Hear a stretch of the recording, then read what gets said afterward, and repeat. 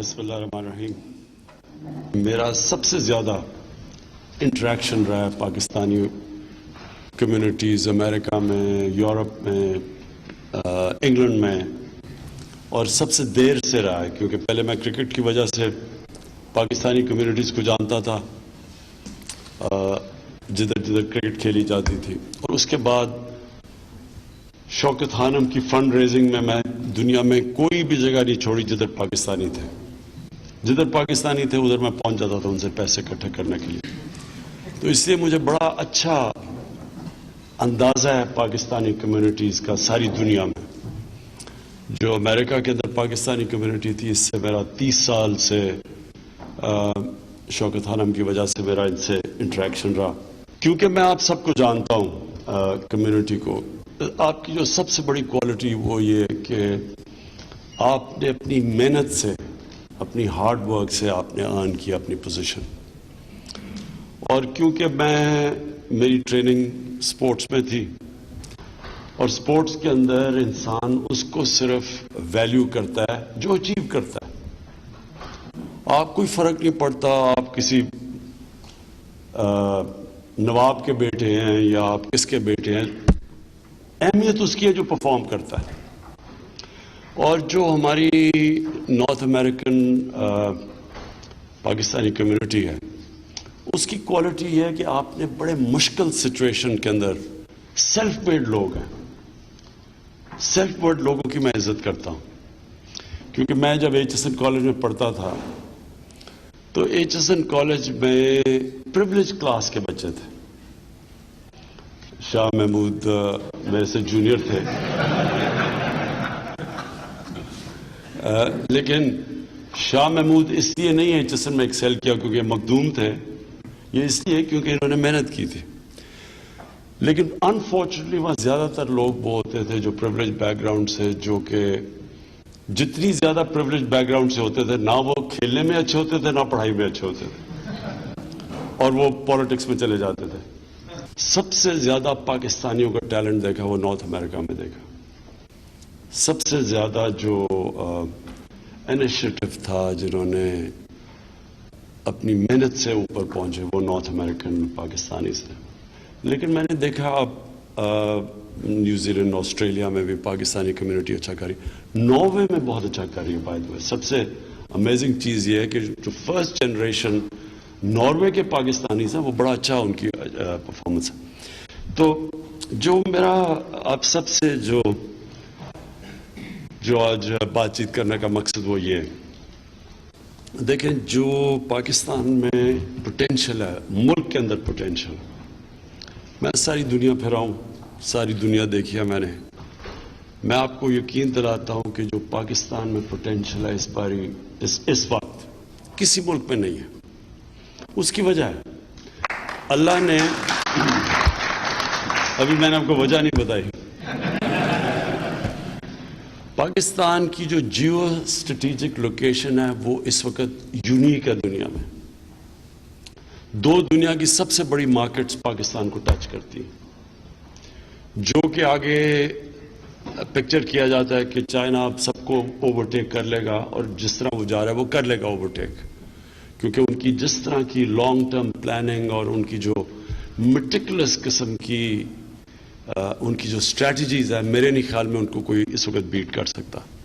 اور یہ جو پریزیڈنٹ شی جن پنگ ہے، یہ واقعی ایک اسٹیٹس مین ہے. اس کی بڑی، ان کی اتنی فار سائٹڈ ان کی سب کی اسٹریٹجیز ہیں کہ یہ میں نہیں سمجھتا کہ، کیونکہ امریکہ ڈیموکریسیز کے اندر اور بھی پرابلمز ہوتے ہیں، یعنی ڈیموکریسیز میسی ہوتی ہیں، آپ پریڈکٹ نہیں کر سکتے. لیکن ان کی جس طرح وہ اب جا رہے ہیں، جو کمیونسٹ پارٹی کی پلاننگ ہے، جو میں نے وہاں جا کے دیکھا ہے، تو ایک تو وہ سب سے تیزی سے جا رہے ہیں. اور ہماری خوش قسمتی یہ ہے کہ چائنا نے فیصلہ کیا ہوا کہ پاکستان ان کا اسٹریٹجک پارٹنر ہے، وہ پاکستان کے اندر پوری طرح انوالو ہوا. تو ہمارے لیے بہت بڑی اپرچونٹی ہے. انہوں نے ہمیں پریفرینشل ٹریٹمنٹ بھی، ٹریڈ ایگریمنٹ بھی کر لیا ہمارے ساتھ. جو آسیان کے ساتھ ہے وہ پاکستان کے ساتھ کر لیا. $2 ٹریلین کی وہاں ان کی امپورٹس ہیں.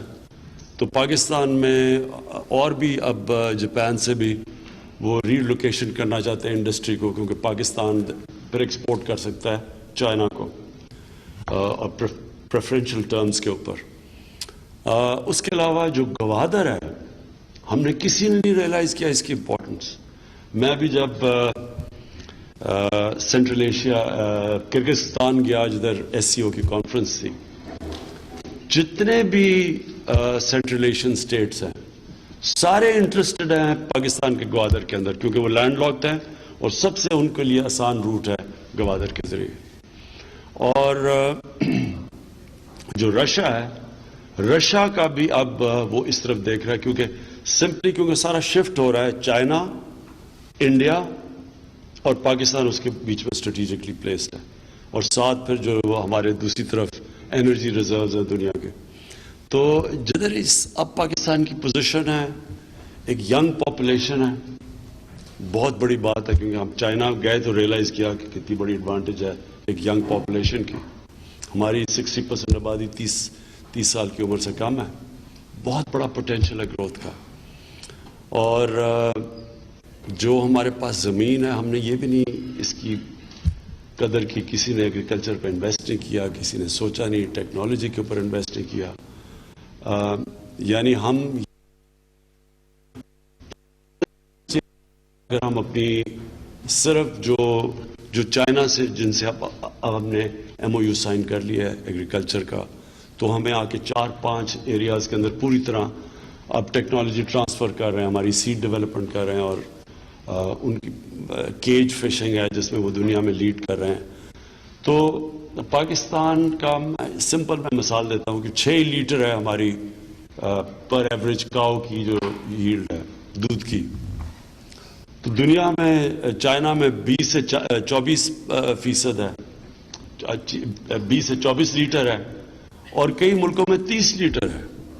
تو ہم اگر دگنی بھی کر لیتے اپنی دودھ کی ییلڈ تو ہمارے پاس تو ایکسپورٹ کا سرپلس بچ جاتا ہے. اس وقت ہم امپورٹ کریں, اور یہ صرف ایک مثال ہے. باقی بھی جو کیج فشنگ ہے وہ پاکستان میں اس کا بڑا پوٹینشیل ہے, سو آن. تو پاکستان نے کبھی کسی نے زور ہی نہیں دیا ان چیزوں کے اوپر.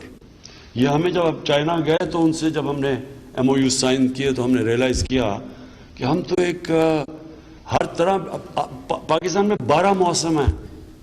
یہ بھی ایک یونیک جگہ ہے کیونکہ بڑا سٹیپ گریڈینٹ ہے اوپر سے نیچے, یعنی کوئی بھی چیز آپ اگا سکتے ہیں پاکستان میں, ویلیو ایڈڈ پھل ہیں وغیرہ. اور پھر جو ٹورزم کا پاکستان کا پوٹینشیل ہے, وہ ہم جب ٹرکی گئے تو پتا چلا ترکی کے اندر $40 بلین ان کا ٹورزم سے ہے. ملیشیا کا $20 بلین ہے, $20 بلین. پاکستان کے اندر ہم سب سے سیکرڈ شرائنز میں بیٹھے ہوئے ہیں, ہندوازم کی, بدھزم کی, اور سکھ, اور پھر صوفیزم کے بہت جو شرائنز ہیں جو ہم نے کبھی اس کے اوپر توجہ ہی نہیں دی. تو اور پھر جو ناردرن ایریاز ہیں وہ تو خیر اب فوربس میں بھی آ گیا, دنیا کی جو بیسٹ کیپٹ سیکرٹ ہے وہ پاکستان کے ناردرن ایریاز ہیں. اور پھر ہماری ساری جو بیچ ٹورزم اور جو ساری وہ ان ایکسپلورڈ ہے. پھر ہماری ہسٹوریکل لاہور اور پشاور از دی اولڈسٹ لیونگ سٹی, 2500 سال پرانا پشاور کا سینٹر ہے. تو یہ ساری چیزیں اب پہلی دفعہ ہم نے ایک سینٹرل ٹورزم بورڈ بنایا اور یہ ساری چیزیں ایکسپلور کر رہے ہیں. کیونکہ ٹورزم سے ہی یہ جو ہم نے IMF سے قرضہ لیا ہے 6 ارب کے پیچھے ہم گئے ہیں. تو ٹورزم سے ہی پاکستان اپنا پوٹینشیل کر سکتا ہے, اور ٹورزم ایکسپلوڈ کر گئی پاکستان میں. اس بار ہمارے پاس اتنی زیادہ ٹورزم, لوکل ٹورزم اتنی آئی ہے کہ نہ ہمارے پاس ہوٹلز رہے, لوگ گاڑیوں میں سوئے ہیں بیچارے. اور پھر اب ہم 20 نئے ریزورٹس کھول رہے ہیں, جس طرح نتھیا گلی ہے. تو کبھی انگریزوں کے بعد کسی نے ریزورٹ ہی نہیں نیا کھولا پاکستان میں, کوئی نیا ہل اسٹیشن ہی نہیں کھولا. تو یہ سارا ایک ہڈن پوٹینشیل ہے ملک کا, اور وہ اس میں آپ سب کو انٹرسٹ کرنا چاہتا ہوں کہ آپ کے لیے ایک بڑا زبردست اپرچونٹی ہے. انڈیا اور چائنا نے جب ڈیولپ کیا تھا, جب یہ ایک دم ان کی جب گروتھ ریٹ اوپر گئی تھی, تو ان کی ایکسپیٹریٹ کمیونٹیز پہلے گئی تھی وہاں, چائنیز اور انڈیا کی. تو یہ آپ کے لیے اپرچونٹی, اور ہم آپ کو کیا گارنٹی کریں گے. ہم نے ایک تو پالیسی, ایک تو مائنڈ سیٹ چینج کیا ہے پاکستان میں. مائنڈ سیٹ کیا چینج کیا ہے کہ ہمارے ملک میں ایک بڑی بدقسمتی ایک انفارچونیٹ تھا کہ ہم نے ایک سینس لیس وداؤٹ تھنکنگ تھرو ایک سوشلزم 1970 میں شروع کر دی تھی. اس نے ہماری ساری انڈسٹریلائزیشن کا بیڑا غرق کر دیا. اس سے بھی زیادہ اس نے ایک مائنڈ سیٹ لوگوں کا بنا دیا کہ جو پیسہ بنا رہا ہے وہ چوری کر رہا ہے. پروفٹ میکنگ کو پروفیٹیرنگ سے کنفیوز کر دیا. دونوں مختلف چیزیں ہیں. جب تک پروفٹ میکنگ نہیں ہوگی انویسٹمنٹ نہیں آئے گی. تو ہمارے جو پروفٹ میکنگ کرتا تھا وہ اس کو ایک ہمارے بڑے شعلہ بیان تحریک انصاف کے اندر شروع میں ایک پیپلز پارٹی کے پرانے آئے تھے معراج محمد خان. پتہ نہیں آپ میں سے کتنوں نے نام سنا ہوا معراج محمد خان کا. بڑے زبردست تقریر کرتے تھے, بڑی شعلہ بیان تقریر ہوتی تھی, لیکن ان کی تقریر شروع ہوتی تھی سرمایہ دار کو گالی نکالنے سے اور ختم ہوتی تھی اسے گالی نکالتے ہوئے. تو جب سرمایہ دار گالی بن گئی تو سرمایہ داروں کو بھگا دیا ہم نے ملک سے. ہمارے بڑے جب سرمایہ داری ملک سے بھاگ گیا تو ملک نے آگے کیسے بڑھنا تھا. تو یہ آج حال ہے کہ پاکستان 60s میں پاکستان کی industrial production Philippines, Thailand, Indonesia اور ملیشیا کے برابر تھی. ایک پاکستان کی انڈسٹریل پروڈکشن 60s میں. اور اب یہ حال ہے کہ ہماری ٹوٹل ایکسپورٹس اب 24 ارب ڈالر کی, اور سنگاپور جو 50 لاکھ کی آبادی اس کی ہے 330 ارب ڈالر. سو پاکستان کو بالکل اب ہم مائنڈ سیٹ چینج کر رہے ہیں, انڈسٹریلائزیشن کی طرف اب لے کے جا رہے ہیں, اس کو پروموٹ کر رہے ہیں انڈسٹری کو, ایز آف ڈوئنگ بزنس. جو وہ انہوں نے پچھلے 10 سال میں تو ڈیموکریسی ریونج لے رہی تھی نا ہمارے سے. اس نے کہا تھا نا democracy is the best revenge. وہ ریونج کا یہ نتیجہ ہوا کہ 70 پہ تھی Pakistan as of doing business میں, تو جب تک ڈیموکریسی نے ریونج پوری طرح لیا تو 147 پہ ہم پہنچ گئے. تو ہم وہ واپس اب لے کے آ رہے ہیں وہ ریونج جو ڈیموکریسی نے لیا ہے اس کو ختم کر کے. تو واپس اب ہم پوری ہماری کوشش ہے کہ آسانیاں پیدا کریں بزنسز کے لیے, انڈسٹری کے لیے آسانیاں پیدا کریں, پروفٹ میکنگ کو اٹریکٹیو بنائیں.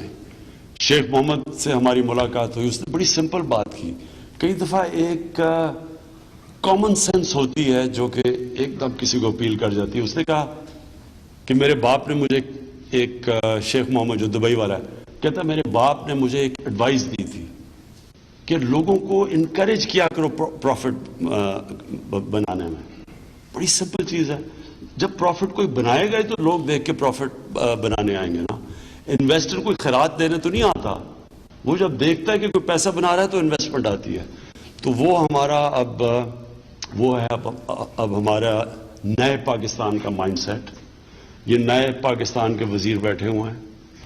رزاق داؤد انڈسٹری سے ہیں, ان کی ماشاءاللہ ون آف دا بیسٹ, ان کی جو بلو چپ انڈسٹری ڈیسکون, اور حفیظ شیخ اکانومسٹ جو کہ آئی تھنک صحیح معنی میں ایک جو سمجھتے ہیں اور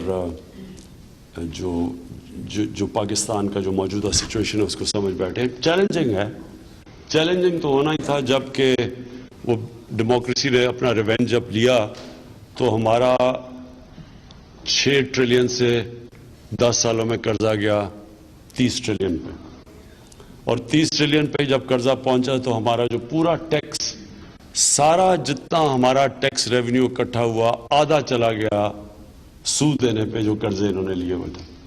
تو باقی سارا ملک تو 2 ٹریلین میں نہیں چل سکتا تھا. اس لیے ہم نے یہ بالکل ایک چینج مائنڈ سیٹ لے کے آئے ہیں, اور ہم ویلتھ کریشن کے اوپر اب زور دے رہے ہیں, ایگریکلچر کے اوپر خاص زور دے رہے ہیں کیونکہ اس میں امیجیٹ ریٹرنز ہیں. لیکن اور بھی اب ہم ساری out of the box thinking کر رہے ہیں انویسٹرز کو اٹریکٹ کرنے کے لیے. تو آپ وہ کمیونٹی ہے جس کے اوپر ہمارا سب سے زیادہ زور اور ایکسپیکٹیشنز ہیں. میں یہ سمجھتا ہوں کہ آپ کے لیے بھی بڑا اچھا ہو کہ اگر پاکستان جتنا اسٹرانگ ہوتا ہے اور جتنا پاکستان پراسپرس ہوتا ہے، جو ایکسپیٹریٹ کمیونٹی ہے اس کے لیے بہت اچھا ہوتا ہے یہ، کیونکہ آٹومیٹکلی آپ کی عزت چلی جاتی ہے اس کمیونٹی کے اندر. اگر آپ کا ملک نیچے گرا ہوا ہوتا ہے تو کمیونٹی، اور آپ یہ ایکسپیرینس کر چکے ہیں، اونچ نیچ آپ دیکھ چکے ہیں، جب پاکستان کا سٹاک اوپر جاتا ہے تو آپ کی بھی عزت ہوتی ہے، جب وہ نیچے جاتا ہے تو وہ سارا پاکستانی اوورسیز سفر کرتا ہے اس کی وجہ سے. اور اگر جتنا پاکستان اوپر جاتا رہے گا میرے خیال میں ہمارے آپ کے لیے آپشنز بھی رہتی ہیں. کیونکہ میں کئی دفعہ مجھے بڑی تکلیف ہوتی ہے جو اسلام و فوبیا میں دیکھتا ہوں، مسلمان کمیونٹیز جو رہتی ہیں یورپ میں اور باہر، میں سمجھتا ہوں کہ یہ بڑا فیملیز کے لیے مشکل ہوتا ہے جب، اور اسپیشلی یورپ کے اندر جو اس وقت اسلام و فوبیا ہے، تو یہ آپ کو اسٹرینتھ دیتا ہے. پاکستان ایک کمزور ملک نہیں ہے. امیجن کریں کہ پاکستان 220 ملین، اور اگر ہم اس کو اٹھا گئے، یہ بہت بڑی ہے کہ اس کے اندر پوٹینشل ہے. اور اس وقت آپ حیران ہوں گے کہ جتنے بھی ہمیں قطر، سعودی عربیہ، UAE، چائنا، سارے اب انٹرسٹڈ ہیں پاکستان کے لیے، بیکاز وہ پاکستان کو اور طرح دیکھتے ہیں. وہ ایک ینگ پاپولیشن دیکھ رہے ہیں 210 ملین 20 ملین کا، وہ اس کو ایک اور طرح دیکھتے ہیں. اس لیے میں پھر سے آپ سب کو کہوں گا کہ آپ سب آئیں پاکستان. آپ کے لیے ہم ایک 1 ونڈو آپریشن تیار کر رہے ہیں پرائم منسٹر سیکریٹریٹ کے اندر، تاکہ آپ کے لیے آسان ہو، یعنی کوئی بھی آپ کے لیے پرابلمز ہوں وہ ہم آپ کے پرابلم سالو کر سکیں. اور 1 ونڈو آپریشن میں ہاں، اور ایک اور ابھی مجھے آیا ہے کہ ہم وہ بھی کوشش کر رہے ہیں آپ کے ڈیول نیشنلز کے لیے ووٹنگ رائٹس کے علاوہ ہم یہ بھی کوشش کر رہے ہیں کہ آپ کو الیکشن میں بھی کھڑے ہونے کی اجازت ہو کہ آپ پاکستان میں. Thank you.